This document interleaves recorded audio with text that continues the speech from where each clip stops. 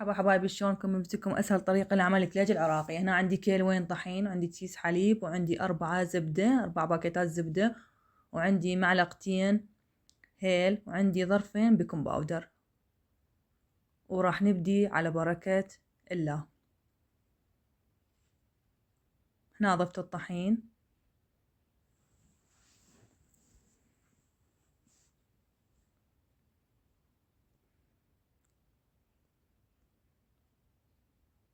وضفت الهيل،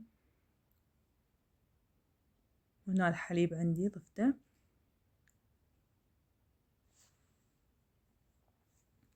بيكنج باودر،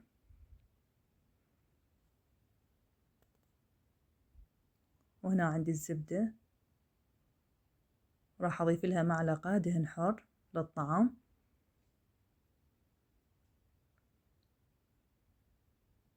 وهنا حبايبي بعد ما خلصت الزبدة بديت بالعجن. بعد ما أكمل راح أتركها حبايبي نص ساعة، لا أكثر ولا أقل، ترتاح، وبعدها أبدي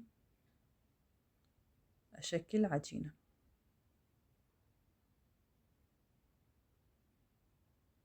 إذا تحتاج مي حبايبي ضيفوا لها شوية مي أو حليب.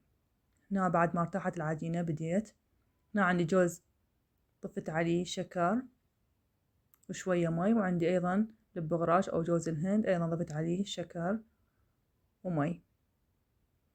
الشكل اللي انتوا تحبوه حبايبي تسووه.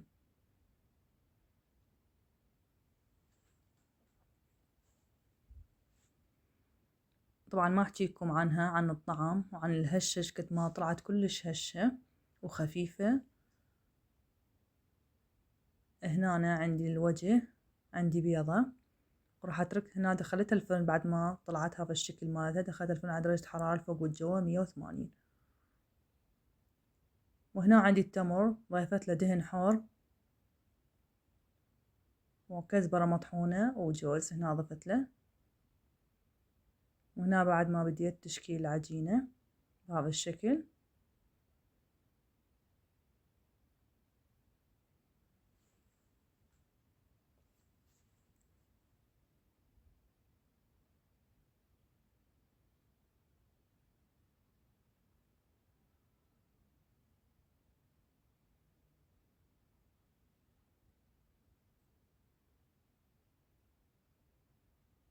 أتمنى حبايبي تعجبكم هاي الطريقة، لأن طريقة ناجحة 100%. وهذا الشكل النهائي مال التمر، كليشة التمر. إن شاء الله تعجبكم حبايبي، ولا تنسون الاشتراك بالقناة، وألف عافية.